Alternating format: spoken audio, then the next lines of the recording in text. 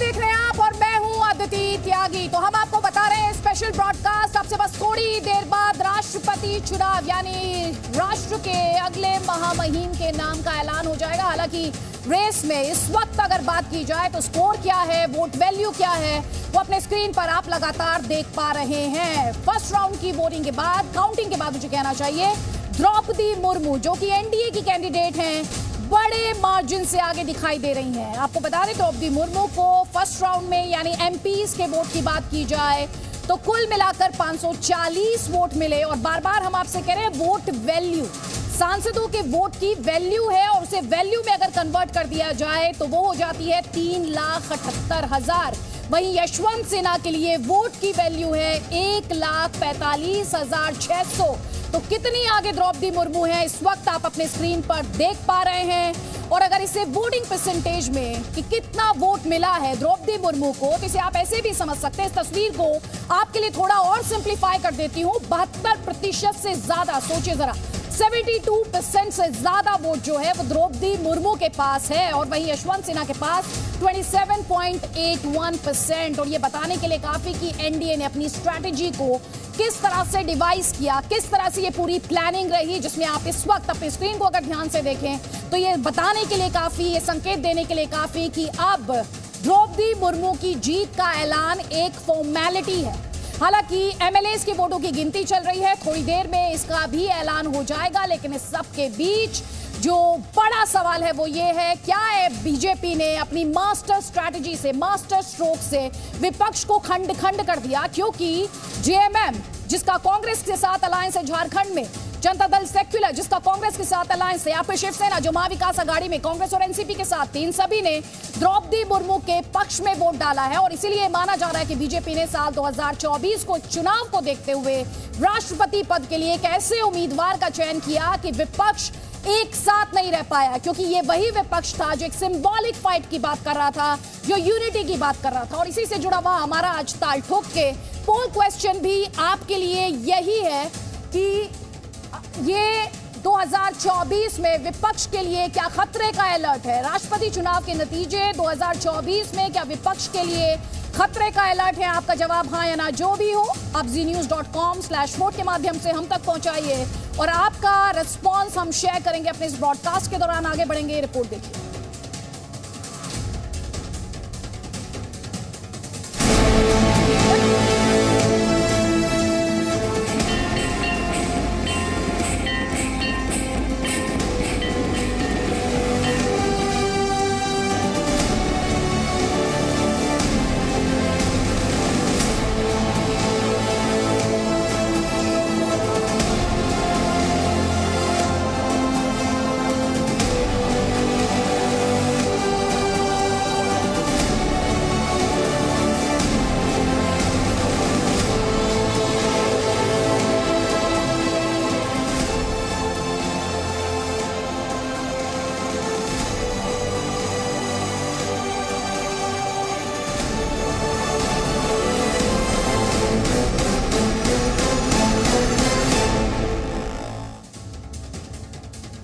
जीत दस्तक दे चुकी है, द्रौपदी मुर्मू के नाम का ऐलान क्या महज औपचारिकता भर है? क्योंकि एनडीए द्वारा तैयारियां पूरी कर ली गई हैं। बहुत सारे सवाल हैं क्योंकि एक तरफ क्रॉस वोटिंग, कितनी क्रॉस वोटिंग हुई है इसके डेटा के लिए भी थोड़ा इंतजार करना पड़ेगा। लेकिन अपने आप में जो नंबर आप इस वक्त अपने स्क्रीन पर देख पा रहे हैं वो ये बताने के लिए काफी, अपने आप स्पष्ट करते हुए कि हर वोट का एक वैल्यू होता है। तो भले ही द्रौपदी मुर्मू को अगर हम एमपीज के वोट की बात करें, सांसदों के वोट की बात करें, तो उन्हें 540 वोट मिले हैं। लेकिन जो आप अपने स्क्रीन पर देख पा रहे हैं दरअसल ये वोट वैल्यू है और वोट वैल्यू में तब्दील होने के बाद ये 3,78,000 हो जाता है। और वहीं वोट वैल्यू में तब्दील होने के बाद यशवंत सिन्हा के जो वोट्स हैं वो 1,45,600 हो जाते हैं। लेकिन ये तस्वीर सिर्फ राष्ट्रपति चुनाव तक सीमित नहीं है, इसे आप 2024 तक कई एक्सपर्ट्स जोड़कर देख रहे हैं। इसे विपक्ष में जिस तरह से डिवीजन देखने को मिली, एक बड़े रिफ्लेक्शन बीजेपी के मास्टर स्ट्रोक के साथ उसको जोड़कर देखा जा रहा है कि विपक्ष एक साथ यूनाइट नहीं रह पाया। विपक्ष में जिस तरह की फूट देखने को मिली, उसके बाद कई सीरियस सवाल हैं 2024 से पहले कि एनडीए को किस तरह से टक्कर दे पाएगा अगर यूनाइटेड ऑपोजिशन की बात की जाती है तब भी। जहां तक द्रौपदी मुर्मू का सवाल है, एक्सपर्ट्स बार बार इस बात को कह रहे हैं कि पहली आदिवासी प्रेसिडेंट, महिला प्रेसिडेंट, आदिवासी महिला प्रेसिडेंट भारत को मिलने वाली है। फॉर्मेलिटीज बाकी है। मेरे सहयोगी विशाल पांडे इस वक्त हमारे साथ हैं द्रौपदी मुर्मू के घर के बाहर से ही, जहां पर जैसे ही रिजल्ट्स की अनाउंसमेंट होगी प्रधानमंत्री और कैबिनेट के कई वरिष्ठ मंत्री पहुंचेंगे उन्हें कांग्रेचुलेट करने के लिए, बधाई देने के लिए। विशाल पांडे का रुख करते हैं। विशाल पांडे, हमने तस्वीरें पूरे दिन देखी हैं द्रौपदी मुर्मू का जो होम टाउन है रायरंगपुर, जबरदस्त सेलिब्रेशन, एक पॉलिटिकल करियर भी उनका रहा है, ऐसा नहीं, और अपने आप में बहुत बड़ी स्टोरी है। ग्राउंड से देश के राष्ट्रपति के पद तक पहुंचने की अपने आप में, जिसके बारे में ग्लोबली चर्चा हो रही है, इंटरनेशनल न्यूज में चर्चा हो रही है। आप जहां पर खड़े हैं वहां पर किस तरह की तैयारियां और इस वक्त अपडेट क्या है?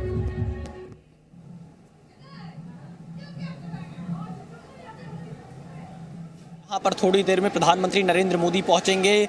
जैसे ही वो आंकड़ा जो जीत का है वहां तक काउंटिंग पहुंच जाएगी, उसके बाद प्रधानमंत्री नरेंद्र मोदी द्रौपदी मुर्मू के घर पहुंच सकते हैं, उन्हें बधाई देंगे। और यहाँ पर पूरी तरह से एक तरह से जश्न की भी तैयारी दिखाई दे रही है। बाकायदा आप देखिए यहाँ पर लोगों के बैठने की व्यवस्था की गई है, टेंट लगा दिया गया है, क्योंकि कई VVIPs यहाँ पर द्रौपदी मुर्मू को बधाई देने के लिए पहुंचेंगे। मोदी कैबिनेट के और सदस्य भी यहाँ पर द्रौपदी मुर्मू के घर पर पहुंचेंगे और एक खास व्यवस्था यहाँ पर इस टेंट के पास में की गई है। मात्र एक कुर्सी लगाई गई है मंच पर जहां द्रौपदी मुर्मू बैठेंगी और जो यहाँ पर लोग मौजूद हैं, तैयारियों में लगे हैं, उनके मुताबिक जब चुनाव आयोग के कमिश्नर यहाँ पर पहुंचेंगे और वो जीत का सर्टिफिकेट देंगे, इसी मंच पर द्रौपदी मुर्मू को जीत का सर्टिफिकेट दिया जाएगा। बीजेपी के लिए 2024 से पहले यह एक बड़ा कदम था, क्योंकि आदित्य अगर देखिए कई ऐसे राज्य हैं जहां पर आदिवासी मतदाता बहुत अच्छी खासी संख्या में है और अब तक आदिवासियों को इतना आगे बढ़ाना, उन्हें सम्मान देना पिछली कई सरकारों में नहीं किया गया था। और जिस तरह से द्रौपदी मुर्मू को राष्ट्रपति पद का उम्मीदवार बीजेपी और एनडीए के घटक दलों ने बनाया, उसके बाद से इसे 2024 की रणनीति जरूर देखी जा सकती है, चाहे छत्तीसगढ़ हो, झारखंड हो, पश्चिम बंगाल हो, ओडिशा हो, इसके अलावा जो और भी राज्य हैं साउथ के या फिर गुजरात में जहां अभी चुनाव होने वाले हैं, वहां पर भी आदिवासी अच्छी खासी संख्या में रहते हैं। ऐसी स्थिति में ये एक ऐसा समाज था जिसको बीजेपी अपने साथ जोड़ने की कोशिश पिछले कई सालों से कर रही थी और काफी सफलता भी उसको इसमें मिली थी। ऑपोजिशन भले ही ये कहे कि जब ट्राइबल वुमेन प्रेसिडेंट की बात की जाती है तो इसमें एक सिंबलिज्म है, लेकिन राजनीति में सिंबलिज्म के भी बहुत मायने होते हैं। मेरे सहयोगी रविंद्र कुमार भी हमारे साथ हैं, द्रौपदी मुर्मू के घर से हमारे साथ हैं। रविंद्र कुमार, वहां पर किस तरह की एक्साइटमेंट है, किस तरह की बज़ है? सेलिब्रेशन की तस्वीरें लगातार आ रही हैं और अपने आप में जो फर्स्ट राउंड की काउंटिंग है उसके बाद 72% से भी ज्यादा वोट, ये अपने आप में सजेस्ट कर रहा है बड़े लेवल पर एक क्रॉस वोटिंग भी, और जिस तरह का सपोर्ट द्रौपदी मुर्मू को मिला है वो भी अपने आप में बहुत कुछ कह रहा है ऑपोजिशन के लिए। आपको अदिति एक तस्वीर दिखाना चाहूँगा। अदिति, द्रौपदी मुर्मू का जो अस्थायी निवास है, यहाँ पर एक बड़ा सा एक तस्वीर आप देखिए, द्रौपदी मुर्मू की तस्वीर। अभिनंदन नवनिर्वाचित माननीय राष्ट्रपति श्रीमती द्रौपदी मुर्मू। ये तस्वीर अपने आप बयान कर रहा है कि अभी नतीजे नहीं घोषित हुए हैं, लेकिन जो रुझान है, जो सांसदों के वोट का जो वैल्यू आया था और जो राज्यों में जिस तरह से बीजेपी और एनडीए और गठबंधन के सहयोगी और जो अन्य दलों ने जो द्रौपदी मुर्मू के पक्ष में जो वोट किया है, उसका जीता जाता नमूना अगर कह सकते हैं तो ये तस्वीर है। अभिनंदन नवनिर्वाचिता माननीय राष्ट्रपति श्रीमती द्रौपदी मुर्मू का। उनके घर पर यह बोर्ड लग चुका है, जबकि अभी इलेक्शन कमीशन ने नतीजे घोषित नहीं किए हैं। तो आप समझ सकती हैं कि कितना कॉन्फिडेंस बीजेपी, एनडीए और प्रधानमंत्री नरेंद्र मोदी रहे। और एक बात और है जो हमारी परंपरा रही है और जो संवैधानिक दायित्व भी है, जो इलेक्ट होते हैं, चाहे प्रेसिडेंट इलेक्ट हो या प्राइम मिनिस्टर इलेक्ट हो, उनके लिए सारी सिक्योरिटी की व्यवस्था होती है और वही प्रोटोकॉल लगभग चालू हो जाता है जैसी सर्टिफिकेट उनको मिलता है। तो जो तस्वीर विशाल ने दिखाया है कि वहाँ पर एक कुर्सी लगी है, वो प्रोटोकॉल वहाँ पर तीनों इलेक्शन कमिश्नर आएंगे, यहाँ पर मुख्य चुनाव आयुक्त के साथ दोनों चुनाव आयुक्त आएंगे, उनको एक जीत का सर्टिफिकेट देंगे। लेकिन उसके पहले प्रधानमंत्री आएंगे। आपको याद होगा, आपने वो तस्वीर देखी होगी 18 तारीख को जब सबसे पहले संसद में वोट किए थे प्रधानमंत्री नरेंद्र मोदी ने, उसी तरह से जीत का सबसे पहले अगर कोई बधाई देगा तो इस घर में आपको तस्वीर दिखाएं जहां पर द्रौपदी मुर्मू जिस घर में रह रही हैं अंदर में, वहां पर प्रधानमंत्री नरेंद्र मोदी आएंगे, सबसे पहले जीत की बधाई प्रधानमंत्री नरेंद्र मोदी की तरफ से दिया जाएगा। तो कहीं ना कहीं बस औपचारिकता है, थोड़ी देर बाद ही ये पूरी तरह से नतीजे आ जाएंगे। जो हमें जानकारी मिल रही है, कई राज्यों के मतदाताओं के वोट थे उसको काउंट कर लिया गया है, लेकिन रिटर्निंग ऑफिसर थोड़ी देर बाद एक राउंड के बारे में बताएंगे, जिस तरह से उन्होंने सांसदों के बारे में बताया था। और पूरी तरह से वो वोट वैल्यू जो है रविंद्र, वो हम अपने दर्शकों को लगातार दिखा रहे हैं। स्मिता प्रकाश भी हमारे साथ जुड़ गई हैं। स्मिता, आएंगे आपके पास, लेकिन उससे पहले हम द्रौपदी मुर्मू के होम टाउन रायरंगपुर चलेंगे, जहां पर बड़े पैमाने पर तैयारियां की गई हैं। क्विंटल्स ऑफ लड्डूज की बात की जा रही है। शिवांगी ठाकुर, अप्पा जैसे प्यार से वहां पे लोग उन्हें बुलाते हैं, अपने अप्पा के लिए क्या कह रहे हैं वहां पर लोग? देख, जश्न जा रहा है और अपने रंग में हमें भी रंग दिया है। लड्डू बांटे जा रहे हैं। पिछले कई दिनों से हम यहाँ पर है, लड्डू बनाया गया और हमारे साथ इस वक्त आप देखिए द्रौपदी मुर्मू के भाई तारिणी सेन टुड्डू हैं। दादा, तैयारी आप लोगों की जो पूरी थी, जश्न पूरा मनाया जा रहा है यहाँ? हाँ, वो तो पूरा जश्न है और अभी जश्न मना रहा बाहर में, हम घर पे बैठे हूँ। ये बताइए, आप लोग दिल्ली जाने की तैयारी हो गई है? खिला दीजिए लड्डू, खिला दीजिए। दिल्ली जाने के लिए बिल्कुल। कौन कौन जा रहा है, कौन कौन जा रहा है यहाँ से दिल्ली? भाभी और मैं और मुना प्रतिहारी। हाँ। कितने लोग यहाँ से दिल्ली जा रहे हैं? हम लोग तो 3 आदमी जा रहे हैं भुवनेश्वर से। हाँ। और 5 आदमी रांची से जा रहा। तो आप लोग 5 लोग यहाँ से जा रहे हैं दिल्ली? जी। और ये बताइए, तैयारियां जो आप लोगों ने की थी, जो उम्मीद थी, आखिरकार वही हुआ है? ना, उम्मीद जो था वो तो पहले से हम लोग का उम्मीद था, वो पूरा हो गया। उसीलिए हम लोग बहुत खुश में और जश्न भी बना रहा। लड्डू वड्डू बांट रहा। कितने लड्डू बांटे हैं? ऐसे तो मतलब 15-20 पेटी आया हुआ है। 15-20 लड्डू बांट चुके हैं। फिर भी 15-20 हजार लड्डू बने। हाँ जी। और आप लोग फिर कब, 23 तारीख को यहाँ से निकल रहे हैं दिल्ली? हाँ, 23 तारीख को निकल रहे हैं यहाँ से। और कौन कौन जाएगा? आप और आपकी पत्नी, इसके अलावा और कौन लोग हैं? मुना प्रतिहारी बादाम पहाड़ से जा रहा, और इधर रायरंग से जा रहा, बापी दास जा रहा, सुबह अग्रवाल जा रहा, किसान मिश्रा जा रहा। राष्ट्रपति भवन की ओर पहली बार जा रहे हैं आप लोग? राष्ट्रपति भवन तो पहली बार, लेकिन हम तो सुनने जा रहा कि राष्ट्रपति भवन में नहीं हो रहा, संसद भवन में हो रहा करके। आपने कभी सोचा था, बचपन से आप उनको देखते आ रहे हैं, कि कभी सोचा था वो राष्ट्रपति बनेंगी? ये तो हम लोग सोचा नहीं था, लेकिन धीरे धीरे हम जब राज्यपाल हो गया, राज्यपाल से अभी राष्ट्रपति बन गया। अभी हम लोग को लगा कि मेरा बहन जो राष्ट्रपति हो गया, हमको बहुत खुश है। मैं मतलब इतना खुश नसीब आदमी हूँ, राष्ट्रपति का भैया हूँ करके। आप लोगों का मान बढ़ाया है? वो तो मान बढ़ाया है। अच्छा, ये बताइए, राष्ट्रपति भवन के बारे में आपने कभी सुना है कि वो कैसा होता है, कैसा दिखता है कभी? क्योंकि अब तो जाने का मौका मिलेगा। वो तो पहले सुना है कि बहुत सारा कमरे है करके, 1400-1500 मतलब वर्कर्स वहाँ काम करते हैं। दिखा तो नहीं है, अभी जाके देखूंगा। तो क्या तैयारी की है, क्या पहनेंगे? बस अच्छा ड्रेस पहन के जाऊंगा। और दीदी जब आएंगी तो कैसे स्वागत किया जाएगा? दीदी जब आएंगे उसी टाइम स्वागत के बारे में सोचा जाएगा। अच्छा, बचपन की कुछ किस्सों की बात कर लेते हैं। कैसी थी दीदी? शरारती थी, आपसे तो बड़ी भी थी, डांट लगाती थी, कैसा व्यवहार था उनका? हाँ, पढ़ाई उड़ाई का टाइम में तो डांट लगाती थी और दूसरा का ये में समझा करते थे। बहुत अच्छे ही था दीदी, एकदम बहुत भले था। हम लोग से भी प्यार से बात करता है, मतलब पढ़ाई के लिए ही डांट उट करते हैं और दूसरा के बारे वो समझा बुझा के काम करवाता। घर में कैसा व्यवहार था? क्योंकि जैसा कि आपने बताया कि वो पहली थी जो पढ़ने के लिए बाहर निकली थी और उनको देखकर और भी लड़कियों ने पढ़ना शुरू किया था। बस वही है उसका भाव, उसका भाव बिल्कुल ऐसे। देखिए, हम ज़्यादा वक्त नहीं लेंगे क्योंकि यहाँ पर लोगों का तांता लगा है, मिठाइयाँ यहाँ बंटनी शुरू हो गई और कुल मिलाकर जश्न का माहौल है। और बिल्कुल जिन लड्डुओं की चर्चा लगातार हर रिपोर्ट में हो रही है, तस्वीर में हो रही है, वो लड्डू आपने इस तस्वीर में भी अभी शिवांगी के साथ जब द्रौपदी मुर्मू के भाई बात कर रहे थे तो उस लड्डू की एक झलक आपने इस इंटरव्यू के दौरान भी देखी। कई खास मेहमान हमारे साथ हैं, आपको बता देते हैं। हमारे साथ सुनीता दुग्गल जी हैं, MP हैं बीजेपी की। हमारे साथ रोशनी कौशल जायसवाल हैं, कांग्रेस पार्टी का पक्ष रखने के लिए।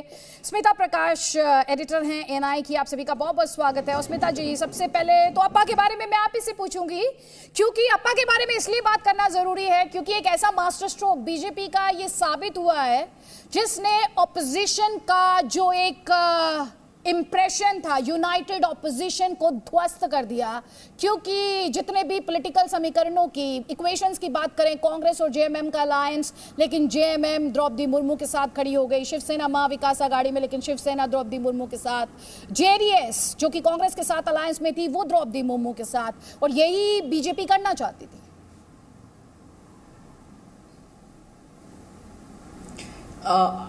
मैं पॉलिटिकल सवाल पे बात करने से पहले मैं आपके विजुअल्स देख रही हूँ जो आप दिखा रही हैं अभी कि देश के पूर्वी राज्यों में से जो छोटे छोटे गांव में जो ढोल नगाड़े के विजुअल्स आप जो चला रहे हैं वो देखकर आपको भी संतोष और गर्व महसूस हो रहा होगा।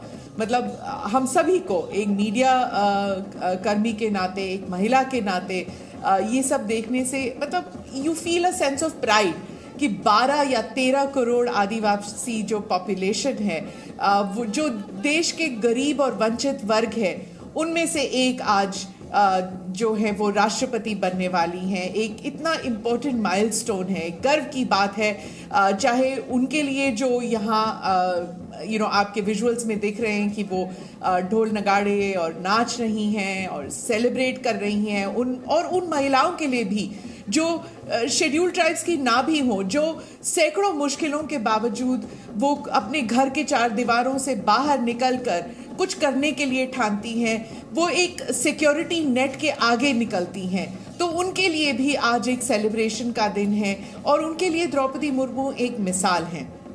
रही बात एक मास्टर स्ट्रोक की, हाँ सभी कह रहे हैं कि एक मास्टर स्ट्रोक है, क्योंकि अगर आप देखें जो नंबर्स अभी निकल के बाहर आ रही हैं उसके मुताबिक तो बहुत क्रॉस वोटिंग हुई है, क्योंकि 15 या 20% कह रहे हैं कि क्रॉस वोटिंग हुई है, क्योंकि YSRCP, BJD, Shiv Sena, BSP, Shiromani Akali Dal, TDP, तो 90 से ज़्यादा नॉन एनडीए के जो एमपीज हैं उन्होंने द्रौपदी मुर्मू को वोट दिया है।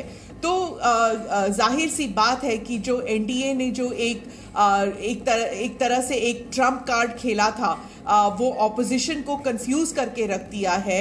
और उनका एक सिर्फ ट्रम्प कार्ड ही नहीं, उनको अगर कहें कि सिर्फ ट्रम्प कार्ड है, उसे नहीं, we can't just restricted to that. वो बहुत ही उम्दा कैंडिडेट है, समाज के एक वंचित वर्ग से, आदिवासी हैं, महिला हैं, जिन्होंने अनगिनत तकलीफों को झेलते हुए, पर्सनल ट्रेजेडीज को झेलते हुए उन्होंने जिंदगी में कुछ करने की ठानी है, और उसी बात की वो प्रतीक है that there is more to life than just power.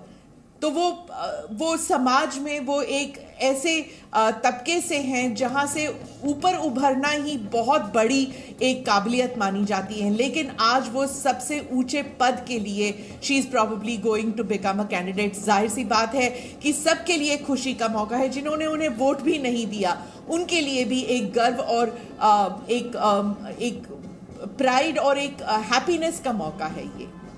बिल्कुल। और आपने जिस तरह से तस्वीरों की बात की, मुझसे कोई कहे एक सेंटेंस में से बयां करने को, तो मैं कहूंगी nothing is impossible, says Draupadi Murmu story. तो जो लड़कियां, जो महिलाएं, जो बच्चियां इस वक्त देख रही हैं जी न्यूज़ के स्क्रीन को, ये स्टोरी इंस्पिरेशन से भरी हुई स्टोरी है। ये स्टोरी है कि आपका जन्म कहीं भी हुआ हो, आप डिसाइड करेंगे कि आप कितनी लंबी, कितनी ऊंची उड़ान भर सकते हैं, और वही उड़ान द्रौपदी मुर्मू की उड़ान है, जो कि इस समय आप अपने स्क्रीन पर सेलिब्रेशन के तौर पर, क्योंकि कोई भी ड्रीम सिर्फ एक इंडिविजुअल का ड्रीम नहीं होता है, कई लोगों के ड्रीम, कई लोग होते हैं जो उस ड्रीम को जीते हैं। जैसा कि आप इन तस्वीरों में लगातार देख रहे हैं कि सिर्फ द्रौपदी मुर्मू का ड्रीम नहीं, ये दरअसल उनकी फैमिली का, उनके चाहने वालों का, उनकी पार्टी का ड्रीम है।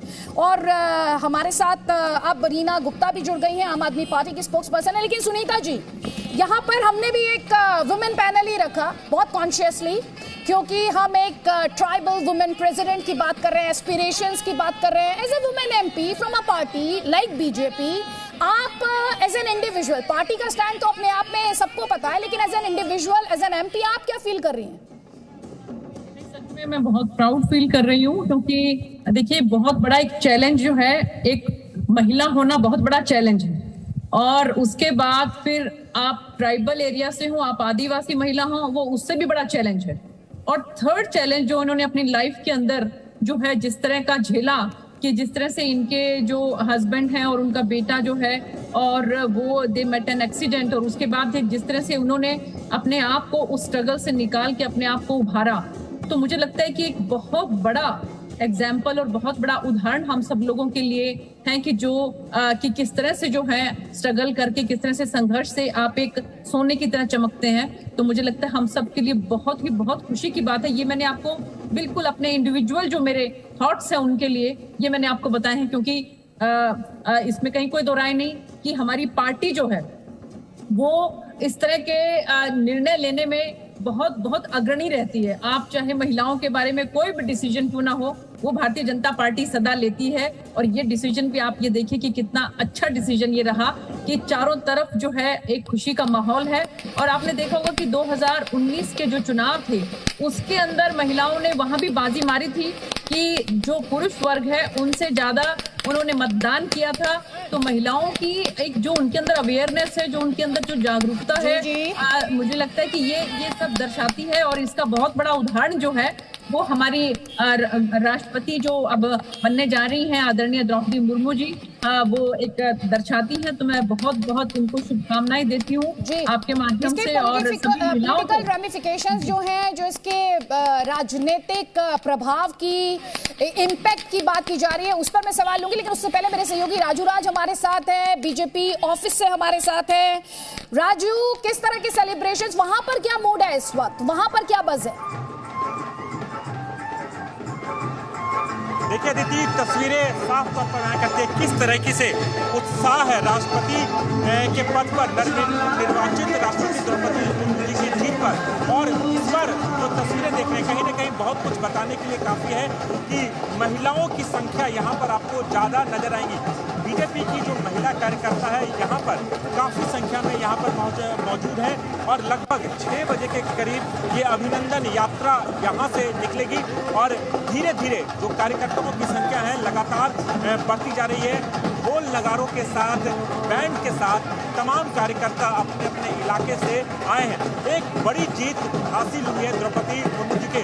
और ये भी जानकारी आई है कि भारतीय जनता पार्टी के जो अध्यक्ष हैं जेपी नड्डा और केंद्रीय नेतृत्व यहाँ पर पहुँचेंगे और उसके बाद यहाँ से रोड शो निकलेगा और ये रोड शो यहाँ से निकलेगा और राजपथ तक पहुँचेगा और पूरी तैयारी है। हाथों में तिरंगा है और सबके हाथों में द्रौपदी मुर्मू जी की जो तस्वीर है उनके प्ले कार्ड के साथ यहाँ पर मौजूद है। इसके अलावा लगातार जो मंच से ये कहा जा रहा है कि कोई भी हो, हाथ में तिरंगा है और राष्ट्रपति नवनिर्वाचित राष्ट्रपति द्रौपदी मुर्मू जी की तस्वीर है, इसे अपने हाथ में रखे, कहीं भी गिरने ना दे, इसका अपमान ना होने दे। लगातार मंच से ये लगाया जा रहा है। हमारे साथ बात करने के लिए हरीश खुराना भी है, उनसे भी बात करते हैं। सर, क्या तैयारियां हैं? देख रहे हैं काफी संख्या में। बहुत हर्ष का विषय है कि देश की महामहिम एक जनजाति ट्राइबल से बनने जा रही है। ये भारतीय जनता पार्टी के लिए भी गर्व की बात है और देश के लिए भी गर्व की बात है। उसी की सेलिब्रेशन के अब से थोड़ी देर के बाद राष्ट्रीय अध्यक्ष जेपी नड्डा जी यहाँ आएंगे, रोड शो करेंगे और पहले यहाँ पे इस मंच से संबोधित करेंगे। तस्वीरें आएंगी तो अपने दर्शकों तक हम वो तस्वीरें जरूर पहुंचाएंगे। राजू राज, कई और खास मेहमान लगातार हमारे साथ है। रीना जी, जब हम ये तस्वीरें दिखा रहे हैं, महिलाओं में जोश है और हम और आप भी जब बात करें और आप भी लगातार मुस्कुरा रहे हैं, द्रौपदी मुर्मू पर क्या ये देश एक साथ नहीं आ सकता था? देखिए, पहले तो मैं कहना चाहूंगी कि मुर्मू जी को बहुत बहुत बधाई। देश के इतने बड़े, इतने महत्वपूर्ण पद पर वो चुनी गई हैं, तो तहे दिल से उनको बहुत बधाई। और मैं आशा करती हूँ कि इस समय देश बहुत कठिन परिस्थितियों से गुजर रहा है। हमने देखा है कि बहुत बार केंद्र सरकार है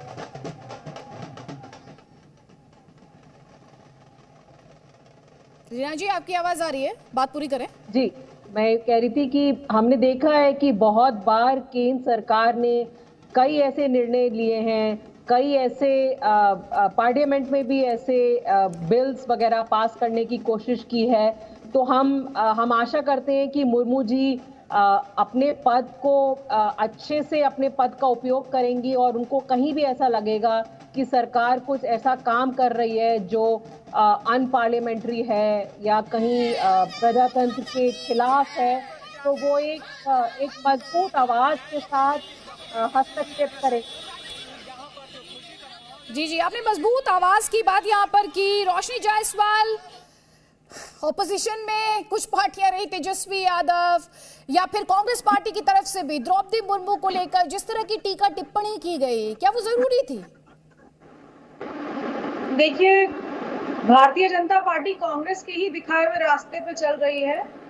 आज जहां महिलाएं घर से बाहर निकल रही हैं, चांद तक जा रही हैं, उसके बाद भाजपा ने ये कदम उठाया कि एक आदिवासी महिला को प्रेसिडेंट बनाया जाए। लेकिन कांग्रेस पार्टी ये कई दशकों पहले आयरन लेडी इंदिरा गांधी जी को प्रधानमंत्री बनाकर पहले ही वुमेन एम्पावरमेंट को आगे बढ़ावा दे चुकी है और ये पूरे विश्व में बहुत बड़ी बात थी कि एक भारतीय महिला को प्रधानमंत्री बनाया गया था। और आज द्रौपदी मुर्मू को बनाया गया है प्रेसिडेंट ऑफ इंडिया, उसके लिए बहुत बहुत बधाई देना चाहूंगी मैं। लोकतंत्र की खूबसूरती यही है। आज द्रौपदी मुर्मू जी जीती हैं और आगे आने वाले समय में कांग्रेस का जो कैंडिडेट रहे वो जीते, मेरी यही सोच है, मेरी यही कोशिश रहेगी, ये मेरी यही मनोकामना रहेगी। लेकिन आप ये नहीं कह सकते कि ये मास्टर स्ट्रोक है भारतीय जनता पार्टी का। मास्टर स्ट्रोक सबसे पहले कांग्रेस पार्टी ने दिया है, वुमेन एम्पावरमेंट कांग्रेस पार्टी ने दिया है। उससे पहले भी प्रतिभा पाटिल का नाम याद होगा। मैडम, मास्टर स्ट्रोक मैं just as a women president नहीं कह रही हूँ मैम। जब मास्टर स्ट्रोक की बात की जा रही है मौजूदा हालात में रोशनी जी, तो बात की जा रही है ऑपोजिशन खंडित हो गया। जिस ऑपोजिशन यूनिटी की बात आपकी पार्टी कर रही थी, आपकी पार्टी उसे यूनाइटेड नहीं रख पाई। आपका ही एलाय है जेएमएम द्रौपदी मुर्मू के साथ जाकर खड़ा हो गया। मैम, पहले बात का कॉन्टेक्स्ट समझिए। जीती है, यही लोकतंत्र की खूबसूरती है और द्रौपदी मुर्मू जी को मैं बहुत बधाई देना चाहूंगी। आज अगर बीजेपी का कैंडिडेट जीता है या बीजेपी के साथ लोगों ने अलायंस करके द्रौपदी मुर्मू जी को जिताया है, एक आदिवासी समाज से आती है, उससे 10-12 करोड़ लोगों की वोट बैंक खींचने की कोशिश की गई है भारतीय जनता पार्टी के द्वारा। तो आगे आने वाले समय में 2024 के इलेक्शन में इसे मास्टर स्ट्रोक नहीं कहा जा सकता। अभी 2 साल बाकी है 2024 के इलेक्शन में, और आगे आने वाले समय में जिस तरह से बेरोजगारी, महंगाई और गरीबी से जनता परेशान है, ये सब मास्टर स्ट्रोक काम नहीं आने वाले भारतीय जनता पार्टी को। मैडम, अभी तो क्रॉस वोटिंग का डेटा नहीं आया, आपके अलाइज आपके साथ नहीं खड़े दिखाई दिए। मौजूदा अगर 2022 की ही बात करूं तो कम से कम 2022 में तो मास्टर स्ट्रोक ही दिखाई दे रहा है, जिसमें आपकी सारी यूनाइटेड ऑपोजिशन की उम्मीदें जो हैं वो ध्वस्त हो गई हैं।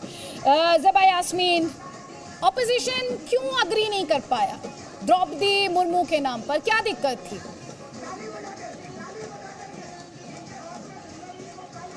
देखिए, सबसे पहले तो मैं समाजवादी पार्टी की तरफ से और महिला होने के नाते पर्सनली उनको बधाई देना चाहती हूँ। इतने बड़े पद पे उन्होंने जीत हासिल की है, मेरी तरफ से बहुत बहुत और पार्टी की तरफ से बहुत बहुत बधाई। जहां तक बात है कि हमने समर्थन नहीं दिया, देखिए, हम लड़ाई मुर्मू जी के विरोध में या महिला के विरोध में या उनकी जाति या कम्युनिटी के विरोध में नहीं लड़ रहे थे। कभी भी कोई चुनाव है तो विपक्ष अपना चेहरा तो खड़ा करेगा ही ना, तो हर चुनाव में होता है। ऐसे तो विधानसभा 2022 का अगर आप चुनाव देखें तो 50% सीट्स पे यूपी में कांग्रेस ने महिलाओं को खड़ा किया, तो क्या बीजेपी और सपा उस पे किसी को खड़ा नहीं करती? ऐसा नहीं होता है। लड़ाई तभी मजबूत होती है। आज मुर्मू जी की लड़ाई तभी मजबूत हुई जब सामने कोई था। अगर निर्विरोध जीतती तो शायद उतनी खुशी नहीं होती। तो मुझे लगता है कि निर्विरोध जीतने से अच्छा है आप लड़ के जीतिए। तो अगर विपक्ष ने अपना कैंडिडेट खड़ा किया, इसमें कोई बुराई नहीं है, लेकिन ये कहिए कि हम महिला विरोधी हैं तो ऐसा नहीं है। ये हमारा राइट था और हम अपने अपना कैंडिडेट फील्ड किया। नहीं, लेकिन मैं यहाँ पर समझने की कोशिश कर रही हूँ कि ऑपोजिशन की स्ट्रैटेजी क्या थी। सिर्फ लड़ने के लिए लड़ना था, एक मैसेज देने के लिए लड़ना था, एक फाइट पुट अप करनी थी। मैं कुल मिलाकर जब आपसे और रोशनी जी से सवाल कर रही हूँ तो सवाल इसलिए कर रही हूँ क्योंकि ऑपोजिशन एग्जैक्टली मैसेज क्या देना चाह रहा था। स्मिता प्रकाश, ऑपोजिशन जो सवाल मैं बार बार यहाँ पर उठा रही हूँ और ये कह रहे हैं कि अभी ये कोई किसी तरह का मास्टर स्ट्रोक नहीं है, लड़कर जीती हैं तो बेहतर है। लेकिन खास तौर पर बीजेपी की जो पूरी थिंकिंग रही, ऑपोजिशन तो खंडित दिखाई दिया ही, लेकिन बीजेपी की भी जो थिंकिंग रही, अपने बेस को वाइडन करना। एक जमाने में जो ओपोनेंट्स कहते थे ये बनिया की पार्टी है, बनिया लोगों की पार्टी है, वहां से SC ST वोट में एक सब्सटेंशियल क्लेम करना, चाहे वो 2014 का इलेक्शन या 2019 का, इसे उस बेस को और वाइडन करने से के साथ जोड़कर देखें।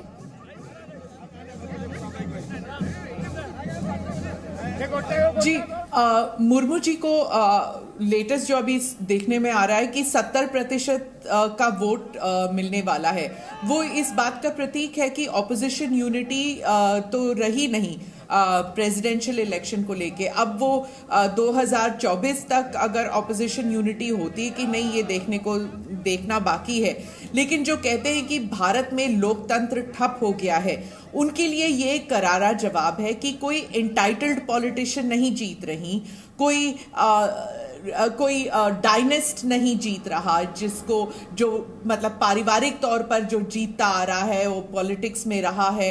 ये एक वंचित तबके की महिला हैं जो राष्ट्रपति बनने वाली हैं, एक छोटे से गांव की पढ़ी हैं और फिर आगे जाके पढ़ाई के लिए वो भुवनेश्वर गई थी। और एक ये बहुत बड़ी बात है कि वहां उन्होंने मतलब एक गांव से वो बाहर निकली पहली बात तो, और शहर गई पढ़ने के लिए। और राजनीति में उनका कोई गॉडफादर नहीं है, कोई उन्हें आगे प्रमोट नहीं कर रहा था आगे बढ़ने के लिए। और आज वो भारत के सबसे ऊंचे पद पर जब आने वाली हैं, वो तो बिल्कुल ही उनकी निजी उपलब्धि है। और बीजेपी की जो नीतियां हैं उनकी वजह से कि anybody from anywhere can become anything.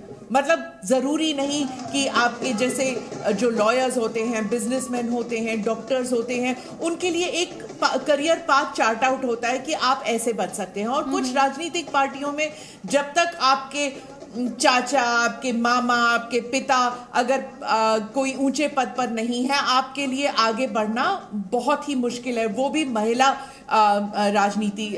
महिला पॉलिटिशियन के लिए। तो आई थिंक बीजेपी के काफी सारे ये जो आपने कहा कि वाइडन द बेस, ये जो काफी हद तक इसके लिए मोदी जी को क्रेडिट देना चाहिए कि उन्होंने एक डिसीजन लिया है कि जो पहले से जो बीजेपी का एक एजेंडा था कि वो उसे ये जो बेस है उसको वाइडन करेंगे, उसे और आगे लेके गए हैं। और एक ऑलमोस्ट एक ऑन अ रिलीजियस फुटिंग मैं कहूंगी, रिलीजन मतलब नॉट धार्मिक, लेकिन उन्होंने अपना एक धर्म बना लिया है कि हर तबके के लोगों को, हर राज्य से लोगों को आगे प्रमोट करेंगे। तो लगातार वाइडनिंग द बेस की बात की जा रही है, लेकिन जो हम तस्वीरें आपको दिखा रहे हैं, बीजेपी ऑफिस से तस्वीरें दिखा रहे हैं, लगातार आपने जी न्यूज़ को अगर देखा, और हम आपसे अभी ये कह रहे हैं कि उसके स्क्रीन को ध्यान से देखिए, क्योंकि आपसे कोई भी तस्वीर छूटेगी नहीं। सेलिब्रेशन जैसे कोई फेस्टिवल होता है, वो फेस्टिविटीज़ वाली फीलिंग आज आपको टीवी स्क्रीन पर दिखाई दे रही है। मेरे सहयोगी राजू राज इस वक्त हमारे साथ है बीजेपी ऑफिस से ही, और रोड शो की तो तैयारी है राजू राज, लेकिन वहाँ पर एक्साइटमेंट बहुत ज़्यादा है। जो कार्यकर्ता है, खासतौर पर जो महिला कार्यकर्ता है, उनका जोश काफी हाई दिख रहा है। क्या आप उनमें से किसी से बात करा पाए इस समय, वो क्या फील कर रही हैं, उनके ज़हन में क्या चल रहा है? बिल्कुल बिल्कुल अदिति, देखिए जो रोड शो होना है वो 6 बजे के करीब शुरू होगा, लेकिन उससे पहले जो तैयारियां, जो एक्साइटमेंट, जो जश्न और जो उत्साह दिल्ली के बंद मार्ग पर नजर आ रहा है। दिल्ली प्रदेश का यहाँ पर ऑफिस है, दिल्ली बीजेपी का ऑफिस है, और वहाँ पर जैसे ही राष्ट्रपति पद पर के चुनाव द्रौपदी मुर्मू जीती, उसके बाद यहाँ पर कार्यकर्ता आने शुरू हो गए। लेकिन आज की जो खूबसूरत तस्वीर है, क्योंकि द्रौपदी मुर्मू एक महिला के पद पर राष्ट्रपति पद पर चुनाव जीती है, लेकिन उसके बाद यहाँ पर महिलाओं की संख्या लगातार, महिलाओं की संख्या, महिला कार्यकर्ता जो यहाँ पर लगातार पहुँच रही हैं। और कहीं ना कहीं एक मैसेज है कि नारी सशक्तिकरण की जो परिभाषा भारतीय जनता पार्टी ने गढ़ी है, देश के सर्वोच्च पद पर द्रौपदी मुर्मू जी को चुनाव लड़ाया और वो राष्ट्रपति पद पर चुनाव जीती, उसे लेकर कहीं ना कहीं एक मैसेज है। और वो उसकी तस्वीर पंथ मार्ग पर निश्चित तौर पर देखने को मिल रही है। और काफी ठीक है, वीना गुप्ता हमारे साथ रीना गुप्ता ऑपोजिशन के लिए, बीजेपी के लिए जाहिर तौर पर उसके वर्कआउट में भी जोश दिखाई दे रहा है और अगर फर्स्ट राउंड की काउंटिंग की बात करें तो मोर देन 72% जो वोट्स है वो द्रौपदी मुर्मू के पास है। तो कम से कम प्रेसिडेंशियल इलेक्शन के लिहाज से बात की जाए तो एकदम वन साइडेड बीजेपी ने, एनडीए ने इसे बना दिया ऑपोजिशन के खिलाफ अगर बात करें। लेकिन ग्राउंड पर इसके मायने क्या है, इसकी मैसेजिंग क्या है ऑपोजिशन के लिहाज से? देखिए अदिति जी, ये आप बिल्कुल ठीक कह रही हैं कि बहुत भारी बहुमत से मुर्मू जी जीती हैं आज, आपने जो अभी आंकड़े बताए। लेकिन अभी और 2024 में बहुत समय अदिति जी, और इस समय जो हम देश कठिन परिस्थिति से गुजर रहा है, चाहे महंगाई की बात हो, चाहे बेरोजगारी की बात हो, कोई भी बात हो, चाहे डॉलर की और रुपए की बात हो। मीना जी माफी के साथ आपको रोक रही हूँ, आपसे बस थोड़ी देर में राष्ट्रपति चुनाव के नतीजे का ऐलान किया जाएगा। विधायकों की, एमएलएस की वोट जो हैं उनकी गिनती जारी है, सांसदों के वोटों की गिनती पूरी हो चुकी है। उससे जुड़ी हुई इन्फॉर्मेशन हम आपको लगातार जी न्यूज के माध्यम से वो इन्फॉर्मेशन आप तक पहुंचा रहे हैं। द्रौपदी मुर्मू की अगर एमपीज के लिहाज से, एमपीज की वोट्स के लिहाज से बात की जाए तो 540 जो एमपीज हैं उनके वोट द्रौपदी मुर्मू को मिले। और क्योंकि ये प्रेसिडेंशियल इलेक्शन है, इसमें वोट वैल्यू की बात की जा रही है, तो 3,78,000 वोट वैल्यू है द्रौपदी मुर्मू के पास, जिसका सीधा सा मतलब है मोर देन 72%। तो फर्स्ट राउंड की वोटिंग के बाद, जैसा कि जी न्यूज पर हम आपको बार बार बता रहे हैं, लगातार द्रौपदी मुर्मू एक बड़े margin. The result of counting is as follows. Total valid votes 1,138. Total value of valid votes 149,575. Out of this, Srimati Draupadi Murmu gets 809 votes, valued at 1,05,299. 1,05,299. And Shri Yashwant Sinha gets 329 votes, valued at 44,276. If I include the earlier results of Parliament, the grand total so far is 1,886 valid votes, valued at 6,73,175, out of which Srimati Draupadi Murmu gets 1,349 votes, valued at 483,299. 4,83,299.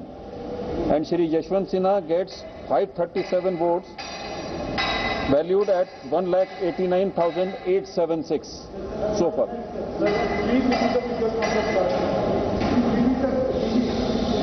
For the states, the counting which has been done so far, it is total valid votes is 1,138.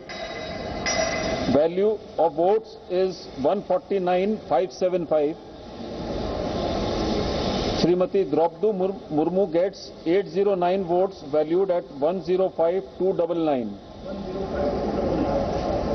And Shri Yashwant Sinha gets 329 votes, valued at 44,276.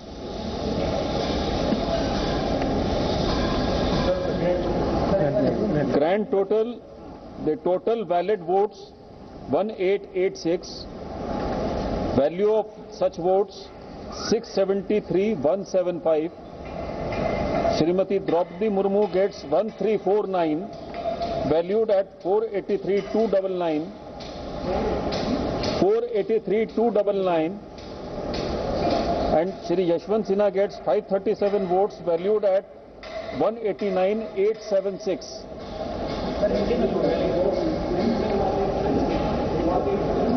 189,876.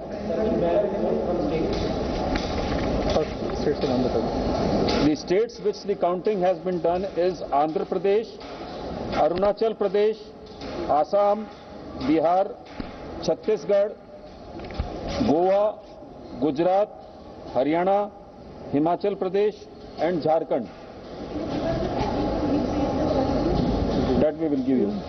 How many votes were in valid votes in this second round? We'll let you know.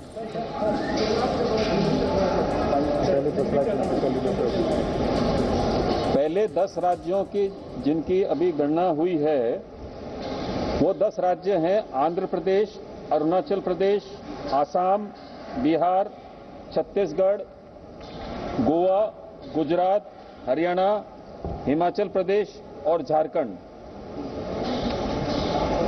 यहाँ पे total जो valid votes मिले हैं वो हैं 1138। उनकी value जो है वो है 1,49,575। इनमें से द्रौपदी मुर्मू जी को 809 वोट मिले हैं जिनकी वैल्यू है 1,05,299 और श्री यशवंत सिन्हा जी को 2029 वोट मिले हैं जिनकी वैल्यू है 44,276। 329 और जो पहले आपको सूचना दी गई थी संसद के बारे में उनको अगर मिला लें तो टोटल वैलिड वोट्स हैं 1,886 और उनकी वैल्यू है 6,73,175। उसमें से श्रीमती द्रौपदी मुर्मू को मिले हैं 1,349 जिनकी वैल्यू है 4,83,299 और श्री यशवंत सिन्हा जी को मिले हैं 537 वोट जिनकी वैल्यू है 1,79,876। 89। तो आपको बता दें इस वक्त एक बड़ा अपडेट आपके लिए 10 राज्यों में जो एमएलएस के वोट हैं वो काउंट कर लिए गए हैं। इससे पहले जो आप इंफॉर्मेशन लगातार जी न्यूज़ पर देख रहे थे आपको स्पष्ट करते हुए पहले एमपीज के वोट की जो काउंटिंग थी और जो वोट वैल्यू था वो हम आपको लगातार बता रहे थे। अब हम आपको ये बता देते हैं कि 10 राज्यों के जो एमएलएस के वोट हैं वो भी काउंट कर लिए गए हैं और इस वक्त जो द्रौपदी मुर्मू के वोट की वैल्यू आप देख रहे हैं वो 4,83,299। इसमें एमपीज के वोट प्लस 10 राज्यों के एमएलएस के वोट शामिल हैं। तो आपके लिए अपडेट है, पहले एमपीज के वोट की काउंटिंग की गई थी और वोट वैल्यू बताई जा रही थी। अब अपडेट जो ताजा आंकड़ा आप अपने स्क्रीन पर देख रहे हैं इसमें एमपीज के वोट्स प्लस 10 राज्यों में जो एमएलएस के वोट्स हैं वो इंक्लूडेड हैं और उसके बाद भी द्रौपदी मुर्मू एक बड़े मार्जिन के साथ लीड करते हुए आपको पहले वोट की अगर बात की जाए 10 राज्यों के एमएलएस प्लस टोटल एमपीज की बात की जाए तो ये टोटल वोट्स होते हैं 1,886 वोट्स जिनकी वैल्यू है वोट वैल्यू है 6,73,175। अब इसमें से जो वोट मिले हैं द्रौपदी मुर्मू को वो है 1,349 वोट एमपीज प्लस 10 राज्यों के 10 स्टेट्स के जो एमएलएज हैं इंक्लूडिंग इसमें और इस वोट वैल्यू की बात करें वो है 4,83,299। वहीं यशवंत सिन्हा को 537 वैलिड वोट्स मिले हैं और उनकी वोट वैल्यू है 1,89,876। तो ये जो ताजा आंकड़ा आप अपने स्क्रीन पर देख रहे हैं 1,349 वोट और 4,83,299 वोट वैल्यू ये एमपीज प्लस 10 राज्यों के जो एमएलएज हैं उनके वोट काउंट के बाद ये वोट वैल्यू द्रौपदी मुर्मू के लिए है। कई खास मेहमान लगातार हमारे साथ हैं। रीना जी आप बात पूरी कर लें मैम। यहाँ ये अपडेट अपने आप में बताने के लिए काफी कि कितना वन साइडेड ये कॉन्टेस्ट पूरे तरीके से आप बात पूरी कर लें। जो मैं कह रही थी कि ऑपोजिशन के लिए मैसेजिंग क्या, ऑपोजिशन के लिए संदेश क्या और ऑपोजिशन से सीखेगा क्या। देखिए आपकी बात बिल्कुल ठीक है कि पूरा वन साइडेड परिणाम नजर आ रहा है, लेकिन इस समय जो देश में जो बुरी हालत चल रही है महंगाई की, बेरोजगारी की और जो सरकार हर चीज पे जीएसटी लगाती जा रही है, ये जो पूरे देश में इस समय बहुत बुरी स्थिति बनी हुई है और यही ऑपोजिशन को इस स्थिति को ही दर्शाना होगा, इसी को मुद्दा बनाना होगा। और अभी तो 2024 में बहुत समय है, तब में राजनीति में 2 दिन भी बहुत बड़ी बात होती है, अभी तो बहुत टाइम है। देखिए किस तरह से जनता का मूड बनता है और 2024 में क्या स्थिति आती है। ठीक है स्मिता प्रकाश, यहाँ पर हम भले ही प्रेसिडेंशियल इलेक्शन की बात कर रहे हो द्रौपदी मुर्मू के लिए, जो अभी आपने अपडेट सुना, वन साइडेड कॉन्टेस्ट ये कंप्लीटली, लेकिन ऑपोजिशन के लिहाज से जो कि पूरे तरीके से खंडित दिखाई दी, बड़े पैमाने पर ये कहा जा रहा है लार्ज स्केल पर क्रॉस वोटिंग की बात की जा रही है, इसमें ऑपोजिशन के लिए मैसेजिंग क्या है स्मिता? देखिए, पहली बात तो कैंडिडेट की वजह से ये ऑपोजिशन जो है वो खंडित हो गई थी। तो कुछ लोग जो हैं वो even if they wanted to vote against the BJP candidate वो नहीं कर पाए, क्योंकि आइडियोलॉजिकल तौर पर या फिर उनके राज्य में जो इतने सारे आदिवासी हैं उनको नज़र में रखते हुए they could not take the step of supporting Yashwant Sinha. तो इसलिए कैंडिडेट की वजह से ही सही, लेकिन अगर ये कंफर्म नहीं है, लेकिन मैं आपको बता दूं कि जो अभी रिजल्ट्स अभी तक आए हैं कि 540 वोट्स जो एमपी वोट्स मिले हैं द्रौपदी मुर्मू को, उन्होंने रामनाथ कोविंद के रिकॉर्ड को भी तोड़ दिया जो 522 एमपी वोट्स थे। अगर आप देखें कि 540 एमपी वोट्स जो मिले हैं द्रौपदी मुर्मू को, वो इसलिए मिले हैं क्योंकि बिकॉज ऑफ हर कैंडिडेट। देखिए, बहुत से लोग कहते हैं, मानते हैं कि ये द्रौपदी जी जो हैं वो शायद इनएक्सपीरियंस्ड हैं, वो शायद जानती नहीं हैं कि प्रेसिडेंशियल पोस्ट क्या होंगी, क्योंकि वो supreme commander of the armed forces रहेंगी। लेकिन और उनके लिए पॉलिटिकली भी काफ़ी सारे लोग कह रहे हैं कि शायद वो शी विल नॉट अंडरस्टैंड कि पार्लियामेंट में जो अगर उनके लिए स्मिता कहा गया वो मूर्ति है, स्टैचू है, क्योंकि आपने अपोजिशन के स्टेटमेंट्स देखे होंगे, Congress party, Tejashwi Yadav, statue, rubber stamp. I am sure जो दर्शक इस वक्त देख रहे होंगे वो जानना चाहेंगे कि Draupadi Murmu as a president क्या मतलब है। नहीं, बट यू सी ये भूल रहे हैं कि राष्ट्रपति भवन पहुंचने से पहले वो झारखंड की राज्यपाल रह चुकी हैं। तो इट्स नॉट एज इफ कि वो सिर्फ एक छोटे से गांव से सीधी तरह she is coming to Rashtrapati Bhavan.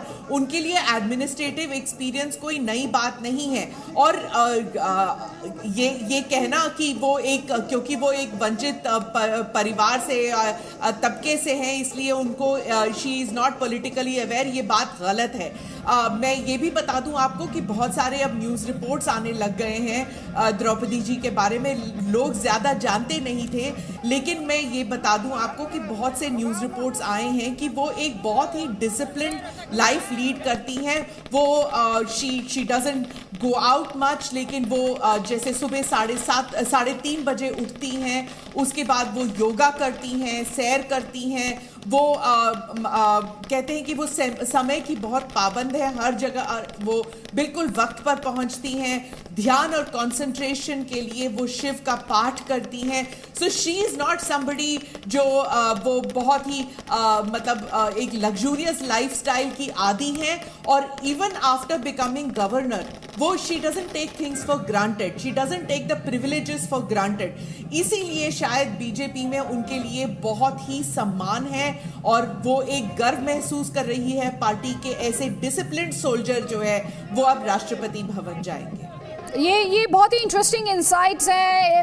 इस खबर को आपको कई लेवल्स पर समझने की ज़रूरत है। एक पर्सनल लेवल, एक पर्सनल कनेक्ट के लिहाज से कि ये भारत की खूबसूरती है, इस देश के लोकतंत्र की खूबसूरती है कि आपका जन्म कहीं भी हुआ हो लेकिन आप अपनी मेहनत, अथक प्रयास से आप कहीं भी पहुंच सकते हैं। द्रौपदी मुर्मू की तरह आप प्रेसिडेंट हाउस तक पहुंच सकते हैं। अपने आप में बहुत सारे इंसाइट्स और लर्निंग्स हैं इसमें, लेकिन इस पर लगातार सियासत भी हुई है। राष्ट्रपति पद के उम्मीदवार यशवंत सिन्हा ने तो यहाँ तक कह दिया था कि इस बात का राष्ट्रपति चुनाव ये तय करने वाला है कि आने वाले दिनों में लोकतंत्र बचेगा या नहीं बचेगा। सुनिए उन्होंने क्या कहा।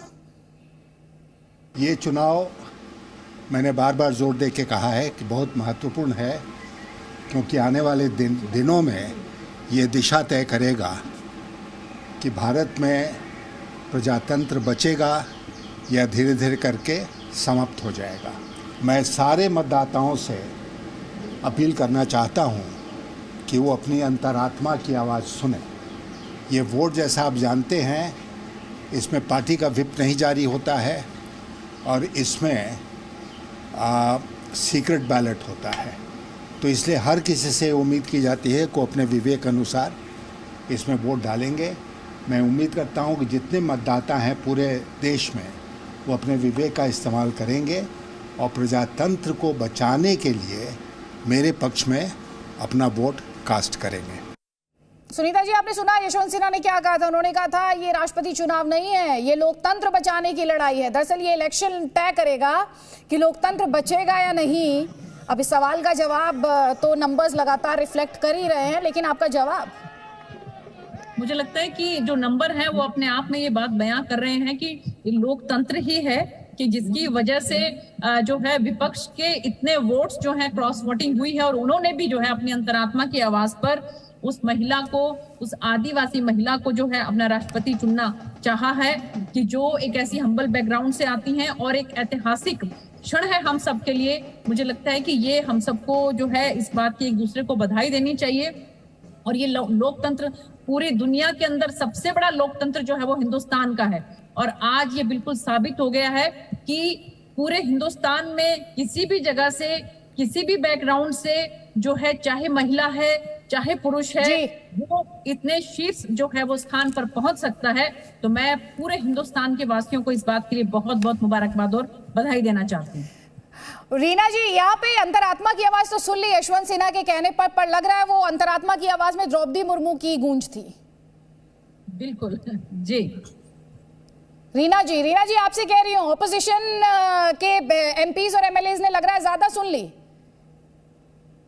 जी, आप सही कह रही हैं। लगता है अक्रॉस पार्टी लाइंस मुर्मू को वोट पड़े हैं, और बहुत खुशी की बात है कि अपने देश में एक आदिवासी महिला राष्ट्रपति बन रही हैं, पर उनसे आशाएं भी बहुत ज़्यादा हैं, क्योंकि इस समय देश जिस स्थिति से गुजर रहा है, जैसा कि मैं पहले कह रही थी, महंगाई, बेरोजगारी, और हमने देखा है कि ये जो केंद्र सरकार है वो कई बार पिछले दिनों में हमने देखा कि जब बिल्स वगैरह पास होते हैं पार्लियामेंट में तो सही प्रोसीजर फॉलो नहीं किया जाता और राष्ट्रपति के पास भेज दिए जाते हैं। तो मुर्मू जी से बहुत हम लोगों की आशाएं हैं कि अगर ऐसा कुछ सरकार करने की कोशिश करेगी तो जो राष्ट्रपति का जो एक तरीके से अधिकार होता है वो उस अधिकार को पूरा एक्सरसाइज करेंगी, और अगर ऐसा कुछ हो रहा होगा तो उसको होने से रोकेंगी। ठीक। ज़ेबा यास्मीन, लोकतंत्र सेफ है? यशवंत सिन्हा कह रहे थे कि ये डिसाइड करेगा कि लोकतंत्र बचेगा या नहीं। लोकतंत्र सेफ है? देखिए, उन्होंने अपनी बात रखी थी, अपने वोट की अपील की थी। हमारी लड़ाई एनडीए से थी, ना कि किसी प्रत्याशी या किसी महिला से। मैं फिर आपके चैनल के माध्यम से कहूंगी, मेरी बहुत बहुत बधाई है मुर्मू जी को। लेकिन हाँ, मैं रीना जी से भी एग्री करती हूँ, बधाई के साथ साथ पूरे देश को बहुत उम्मीदें हैं। इस पैनल पे सभी महिलाएं हैं, महिलाओं के मुद्दों पे, महंगाई पे, जिससे सीधे महिलाओं को के किचन को चोट पहुंची है। मुझे लगता है इन सारे मुद्दों पे वो खरी उतरेंगी और मेहनत करेंगी, ताकि जो देश है उसको और गर्व हो उन पे। ठीक है। रोशनी कौशल, डेमोक्रेसी सेफ है? द्रौपदी मुर्मू जिस तरह से बड़े मार्जिन के साथ, कह सकते हैं टू एन एक्सटेंट फॉर्मेलिटीज, बाकी ये सेलिब्रेशंस की तस्वीरें तो लगातार हमारे दर्शक देख ही रहे हैं जी न्यूज़ पर।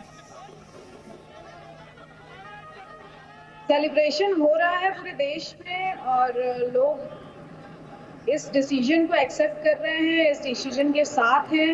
ये देख के अच्छा लग रहा है। कहीं ना कहीं यशवंत सिन्हा जी को भी मैं बधाई देना चाहूँगी, उन्होंने भी बहुत अच्छी फाइट की है। और अभी जो वीडियो देख रहे थे हम लोग, उस वीडियो के माध्यम से वो यही कहना चाह रहे थे कि जो भी डिसीजन ले, वोट करने से पहले वो सोच समझ के ले, और ये लोकतंत्र बचे या न बचे वो एग्जैक्टली ये नहीं कहना चाह रहे थे।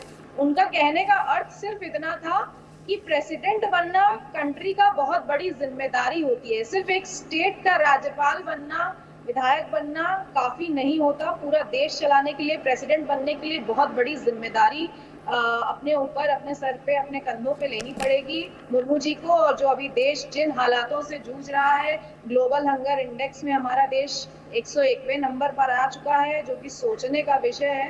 पाकिस्तान, बांग्लादेश हमसे आगे चल रहे हैं, भारत देश पीछे चल रहा है। तो बहुत सारी जिम्मेदारियां हैं जो मुर्मू जी को लेनी पड़ेगी, और मैं आशा करती हूं कि वो हमारे देश भारत को एक नई ऊंचाई पे ले जाएंगी, क्योंकि इससे हम सबका भला है। मैं किसी पार्टी से जरूर बिलोंग करती हूँ, मैं कांग्रेस पार्टी की नेता हूँ, लेकिन हमारे देश की जिम्मेदारी अब द्रौपदी मुर्मू जी के हाथ में है। प्रेसिडेंट ऑफ इंडिया बनाया गया। वैसे लोकतंत्र में विपक्ष की जिम्मेदारी भी काफी बड़ी होती है, सरकार की जिम्मेदारी भी काफी बड़ी होती है। स्मिता प्रकाश, हम जिम्मेदारियों की बात कर रहे हैं, अब तो ऐसा लग रहा है कि द्रौपदी मुर्मू को इस देश को हंगर इंडेक्स से भी ऊपर चढ़ाना है, उन्हीं को अनएम्प्लॉयमेंट एंड करना है, उन्हीं को सब कुछ करना है। आज इतनी ज्यादा उम्मीदें द्रौपदी मुर्मू से हैं, लेकिन इसके पॉलिटिकल जो रेमिफिकेशंस हैं, जो पॉलिटिकल प्रभाव की बात और असर की बात हम यहाँ पर कर रहे हैं, 2024 तक इसके इंपैक्ट को आप भी मानती हैं 2024 के इलेक्शन में?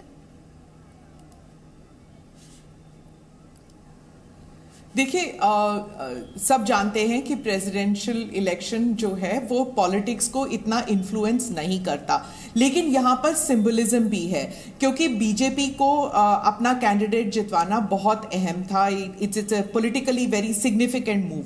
लेकिन ऑपोजिशन जो है वो एक कैंडिडेट नहीं, वो तय नहीं कर पा रही थी कि कैंडिडेट कौन बनेगा। पहले उन्होंने फारूक अब्दुल्ला को ऑफर दिया, उसके बाद उन्होंने शरद पवार को, और फिर जब कोई नहीं मिला तब यशवंत सिन्हा का नाम आया। और उसके बाद भी जो ममता बनर्जी हैं वो खुद कह रही थी कि फिर आई एम नॉट श्योर कि मैं, क्योंकि अगर मुझे पहले पता होता तो हम शायद द्रौपदी मुर्मू को वोट देते। तो ऑपोजिशन नॉमिनेशन से लेकर वोट तक बिखरी हुई थी इस इलेक्शन को लेकर। तो अगर प्रेसिडेंशियल इलेक्शन के लिए वो एक नाम नहीं चुन पाई, तो सिर्फ जाहिर सी बात है कि लोग सोच रहे हैं कि जब पीएम कैंडिडेट के लिए जब आएगा मौका, तो वो क्या 1.5 साल में क्या वो बदल पाएगी। 1.5 साल में इसलिए कह रही हूं क्योंकि आखिरी के 6 महीने 7 महीने तो सिर्फ कैंपेनिंग में चले जाते हैं। तो अगर आप प्रेसिडेंशियल इलेक्शन के लिए आप एक कैंडिडेट तक नहीं तय कर पाए थे लास्ट मिनट तक, तो आप कहां पर एक प्राइम मिनिस्टर कैंडिडेट के लिए आप कर पाएंगे, एकजुट हो पाएंगे। अभी थोड़ी देर पहले आप बात कर रही थी कि कैसे पहले फारूक साहब को ऑफर किया गया, फारूक अब्दुल्ला को, फिर उन्होंने इनकार कर दिया, शरद पवार ने इनकार कर दिया, और टीएमसी का जिक्र भी आपने किया। इस वक्त बड़ी खबर टीएमसी से ही जुड़ी हुई है और अपने आप में बहुत इंटरेस्टिंग खबर है। उपराष्ट्रपति के चुनाव में, राष्ट्रपति चुनाव में तो काउंटिंग इस वक्त चल रही है, लगातार नंबर्स जो है वो आप जी न्यूज के स्क्रीन को ध्यान से देखते रहिए, वो आपको नंबर्स वहां पर पूरे मिल रहे हैं, वोट वैल्यू भी, और कितना वोट यशवंत सिन्हा को मिला और कितना वोट मिला है द्रौपदी मुर्मू को। लेकिन इस वक्त जो बड़ी खबर है वो वाइस प्रेसिडेंशियल इलेक्शन से जुड़ी है। टीएमसी इसमें शामिल नहीं होगी, इसलिए शामिल नहीं होगी क्योंकि उम्मीदवार के चयन में टीएमसी को कंसल्ट नहीं किया गया, ये आरोप लग रहे हैं। आपको याद होगा विपक्ष ने, ऑपोजिशन ने मार्गरेट अल्वा को वाइस प्रेसिडेंशियल इलेक्शन के लिए अपना कैंडिडेट बनाया था। एनडीए के कैंडिडेट जगदीप धनखड़, जो कि वेस्ट बंगाल के गवर्नर रहे, और जब एनडीए द्वारा उनका नाम रखा गया तब किसान पुत्र के तौर पर उन्हें प्रोजेक्ट किया गया। तो जगदीप धनखड़ के जवाब में मार्गरेट अल्वा का कैंडिडेट ऑपोजिशन की तरफ से रहा, ऑपोजिशन ने उन्हें उम्मीदवार बनाया, विपक्ष ने। लेकिन टीएमसी की तरफ से कहा जा रहा है वाइस प्रेसिडेंशियल इलेक्शन में, उपराष्ट्रपति चुनाव में शामिल नहीं होगी, नाराज है, खफा है। मेरी सहयोगी पूजा मेहता और इन्फॉर्मेशन के साथ। पूजा मेहता, ममता बनर्जी नाराज क्योंकि संपर्क नहीं किया गया, क्या है पूरी खबर, बताइए दर्शकों को। देखिए, आपको बता दें 6 अगस्त को जो उपचुनाव के लिए वोटिंग प्रोसेस होने वाली है, उसी प्रोसेस से एब्सटेन करेंगे तृणमूल कांग्रेस। पार्टी के नेशनल जनरल सेक्रेटरी अभिषेक बैनर्जी ने अभी अनाउंस किया है कि पार्टी इलेक्शन प्रोसेस में हिस्सा नहीं लेगी और साथ ही जो एनडीए कैंडिडेट है जगदीप धनखड़, उनको भी सपोर्ट नहीं करेगी। और साफ तौर पे पार्टी का कहना है कि जब ऑपोजिशन कैंडिडेट के तौर पे मार्गरेट अल्वा का नाम डिसाइड किया गया, तो तृणमूल कांग्रेस या फिर उनकी पार्टी सुप्रीमो ममता बनर्जी से कोई भी सुझाव नहीं लिए गए थे, बातचीत नहीं की गई थी, उनका कंसेंट नहीं लिया गया। तो कुल मिलाकर जो है पार्टी इस बात से नाराज थी। और आज जहां एक तरफ 4 बजे बैठक हो रही थी एमपीओ की, लगभग 85% जो पार्टी के एमपीज मौजूद थे मुख्यमंत्री ममता बनर्जी के आवास पर, उन्होंने ये कहा कि वोटिंग प्रोसेस से उनको एब्सेंट करना चाहिए क्योंकि उनको कंसल्ट नहीं किया गया था। मनोबल की गुंजाइश है अभी। देखिए अदिति, आपको बता दें कि साफ तौर पे उन्होंने कह दिया है कि इसमें कोई चेंजेस नहीं होंगे और वो वोटिंग प्रोसेस से एब्सटेन करेंगे। और उसका रीजन ये बताया उन्होंने कि जब मार्गरेट अल्वा का नाम डिसाइड किया गया तब पार्टी को नहीं पूछा गया या फिर पार्टी से कोई भी संपर्क नहीं साधा गया। लेकिन एक चीज उन्होंने जरूर कहा कि जब नाम अनाउंस कर दिया गया तो उसके बाद जरूर ये कहा गया कि हमने पार्टी से संपर्क करने की कोशिश की लेकिन संपर्क नहीं साध पाए थे। तो कुल मिलाकर जो है आरोप और प्रत्यारोप का सिलसिला चल रहा है, जहां एक तरफ उनका कहना है कि उनका कंसेंट नहीं लिया गया, ठीक है, पूछा नहीं गया और मार्गरेट अल्वा का नाम अनाउंस कर दिया गया था। ठीक है स्मिता प्रकाश, आप हम ऑपोजिशन के लिए मैसेजिंग कैसे जो चॉइस ऑफ कैंडिडेट्स रही एनडीए की, उसके बाद विपक्ष जो था वो यूनाइटेड नहीं रह पाया। अब ये खबर कि उपराष्ट्रपति चुनाव में टीएमसी शामिल नहीं होगी, बहुत ही अजीब डिसीजन है अगर ये ऑफिशियल डिसीजन है, क्योंकि मुझे समझ में नहीं आता। दोनों कैंडिडेट्स बहुत अच्छे कैंडिडेट्स हैं, धनखड़ साहब भी और मार्गरेट अल्वा भी। तो ये एक अजीब सिचुएशन है जहां पर आप अगर ऑपोजिशन यूनिटी की बात कर रही हैं और छोटी सी बात के लिए कि मुझे कंसल्ट नहीं किया गया, आप महिला हैं, आप मार्गरेट अल्वा के साथ आप उन्हें जानती हैं, तो आप क्यों नहीं मार्गरेट अल्वा को सपोर्ट कर सकती है एज एन ऑपोजिशन लीडर? ये ईगो टसल मुझे समझ में नहीं आता। इसी को लेके मतलब ऑपोजिशन के लिए ये बहुत बड़ी एक I should say thorn in the flash कहते हैं ना, जिसे कि ये एक गले में हड्डी अटकने के बराबर है कि आप ईगो के आगे आप चल ही नहीं सकती हैं। टीएमसी में ये एक खासियत है, मुझे समझ में नहीं आता। या तो फिर आप धनखड़ साहब को वोट कर लीजिए क्योंकि आप धनखड़ जी के साथ आपका बनता नहीं है, आपके रिश्ते इतने खराब हैं, तो आप अगर उन्हें वोट देंगी तो वो तो आगे निकल जाएंगे ना वेस्ट बंगाल से, तो आपके लिए रास्ता साफ हो जाएगा। अब जो भी आता है धनखड़ साहब से तो बेटर ही होंगे आपके लिए, आप नए तौर से रिश्ता कायम कर सकती हैं उनके साथ। तो आई कैन अंडरस्टैंड कि ये टीएमसी जो है हर छोटी बात को इतना बतंगड़ बना देती है। ऑपोजिशन यूनिटी के लिए they are not able to cross that last mile. कि अपने आप में ऑपोजिशन यूनिटी जो है वो एक तरह की पहेली बनता जा रहा है, कभी साथ कभी एक दूसरे के खिलाफ। बहुत ही अपने आप में एक चैलेंजिंग सिचुएशन ऑपोजिशन के लिए यहाँ पर। लेकिन सुनीता दुग्गल जी, आपके लिए तो काम आसान हो जाता है, आप एक कैंडिडेट ऐसा चुन लेते हैं जिससे विपक्ष खंडित होता है और उसके बाद विपक्ष में आपस में इतना ज्यादा खींचतान है, इतनी ज्यादा वर्चस्व की लड़ाई है, आधा काम वो भी आपका आसान कर देते हैं। देखिए ऐसा है कि ये जो है विपक्ष ने पहले जो हमारे राष्ट्रपति जी के चुनाव हुए हैं उसके अंदर भी जो है वो क्रॉस वोटिंग हुई है और बहुत अंतरात्मा की आवाज पर जो है द्रौपदी मुर्मू जी को जिस तरह से वोटिंग हुई है, तो मैं उस बात के लिए उनको बहुत बहुत धन्यवाद करती हूँ। और इसी तरह से देखिए आप उपराष्ट्रपति के चुनाव में भी मुझे लगता है कि जो है सभी सविवेक से काम लेंगे और इसके साथ ही जो है वो इतना अच्छा चुनाव पूरा एक किसान पुत्र जो है उनको जो एनडीए ने अपना कैंडिडेट बनाया है, मुझे पूरी उम्मीद है कि यहाँ पर भी सभी मोहर लगाएंगे। मेरा सवाल ये था कि कमजोर विपक्ष तो आपको सूट करता है ना, एक आपकी स्ट्रेटेजी भी है और दूसरा उनमें इतना ईगो टसल और इतना वर्चस्व की लड़ाई है कि आपका काम आधा वही कर देते हैं। देखिए एक अच्छे लोकतंत्र के लिए एक अच्छे विपक्ष की जरूरत होती है। हमें ये कभी नहीं रहता कि विपक्ष जो है वो स्ट्रांग ना हो, क्योंकि आदरणीय प्रधानमंत्री जी हमेशा इस बात को वेलकम करते हैं कि आप चर्चा कीजिए, आप मंथन कीजिए, आप चिंतन कीजिए और आप बताइए आपको कहीं लगता है कि यहाँ पर कहीं कोई किसी तरह के सुधार की गुंजाइश है या कि कहीं कोई आपको लगता है कि आप कुछ उसमें ऐड ऑन कर सकते हैं, तो बिल्कुल आप ये देखिए कि वो तो पूरी जनता के साथ जो है एक वार्तालाप करते हैं, उनसे भी वो जो है वो संवाद करते हैं और पूछते हैं कि अगर आपको कहीं लगता है तो आप हमें बताइए।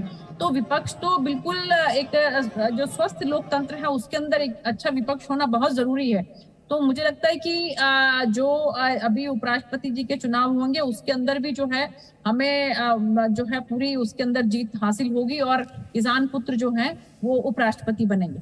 स्मिता प्रकाश, ये अपने आप में बहुत इंटरेस्टिंग है ना कि जब भी हम हेल्दी डेमोक्रेसी की बात करते हैं, एक स्वस्थ लोकतंत्र की बात करते हैं, तो हम अक्सर कहते हैं एक मजबूत विपक्ष होना चाहिए।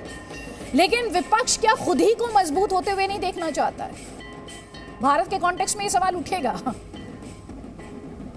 नहीं, बिल्कुल अदिति आप बताइए मुझे कि आई कांट अंडरस्टैंड, मतलब जो प्रेसिडेंशियल कैंडिडेट थे यशवंत सिन्हा वो टीएमसी से निकले हैं, तो अगर टीएमसी जो है अपना प्रेसिडेंशियल कैंडिडेट, क्योंकि यशवंत सिन्हा उनकी पार्टी से थे, तो टेक्निकली आप अगर देखें तो प्रेसिडेंशियल कैंडिडेट टीएमसी की थे। तो अगर टीएमसी से हैं तो अगर वाइस प्रेसिडेंशियल कैंडिडेट अगर कांग्रेस से है तो क्या फर्क पड़ता है? शरद पवार ने अनाउंस किया था, शरद पवार से तो आपकी कोई दुश्मनी नहीं है। तो मुझे नहीं समझ में आता ये किस किस्म का एक ईगो टसल है कि आप एक वाइस प्रेसिडेंशियल कैंडिडेट जो वास्तव में आप देखें तो ये सोची समझी स्ट्रेटेजी तो नहीं है। Let me just ask you a counter question. किस ममता बनर्जी ये देखते हुए वीक ऑपोजिशन, यूनाइटेड दिखाई नहीं दे रहा, she is trying to carve out a separate path, अपना अलग रास्ता बनाने की कोशिश कर रही है। पर इसमें आप बीजेपी को कोई भी बीजेपी को दोष नहीं दे सकता, क्योंकि मार्गरेट आल्वा का जो नॉमिनेशन है वो कहते हैं कि शरद पवार का master so called master stroke है। अगर शरद पवार ने चुना है तो फिर आई कांट अंडरस्टैंड कि ममता क्यों नहीं मानेंगे। अगर ममता नहीं मानती तो शायद अरविंद केजरीवाल भी नहीं मानेंगे। आई डोंट अंडरस्टैंड कि मतलब जिस इलेक्शन में आपका जीतना कोई चांस नहीं है, कम से कम ऑप्टिक्स के लिए आप अगर यूनाइट हो सकते थे तो it would have given the signal कि आप 2024 में कोई चांस तो है ऑपोजिशन के लिए। मतलब हर बात पर आप फ्रेगमेंटेड ऑपोजिशन का जो झंडा है वो आप बड़े ही शौक से ऊपर लगाते हैं। बहुत ही इंटरेस्टिंग है, आपने एक वर्ड यूज किया ऑप्टिक्स के लिए ये एक साथ आ जाते हैं। अब आप अंदाजा लगा लीजिए जब ऑप्टिक्स के लिए ये ऑपोजिशन की पार्टियां साथ नहीं आ पा रही हैं तो इनके बीच जो डिफरेंसेस हैं, जो मतभेद हैं, वो कितने गहरे होंगे कि ऑप्टिक्स के लिए भी, सिंबलिज्म के लिए भी ये एक साथ नहीं आ पा रहे हैं। अपने आप में बहुत इंटरेस्टिंग टाइम्स हैं और लगातार हम आपको अपडेट्स दे रहे हैं क्योंकि प्रेसिडेंशियल इलेक्शंस को लेकर काउंटिंग लगातार चल रही है। लेटेस्ट इन्फॉर्मेशन जो है वो जी न्यूज़ के स्क्रीन को ध्यान से देखिए, आप तक लगातार हम ये इन्फॉर्मेशन पहुंचा रहे हैं। जो लास्ट अपडेट आया उसमें से द्रौपदी मुर्मू को 1349 वोट मिले, जिनकी वोट वैल्यू की बात करें तो 4,83,299, और यशवंत सिन्हा को 537 वोट्स मिले, जिनकी वोट वैल्यू 1,89,876। अपडेट्स लगातार जारी हैं आपके स्क्रीन पर, आप देख भी सकते हैं। आप सभी मेहमानों का बहुत बहुत शुक्रिया।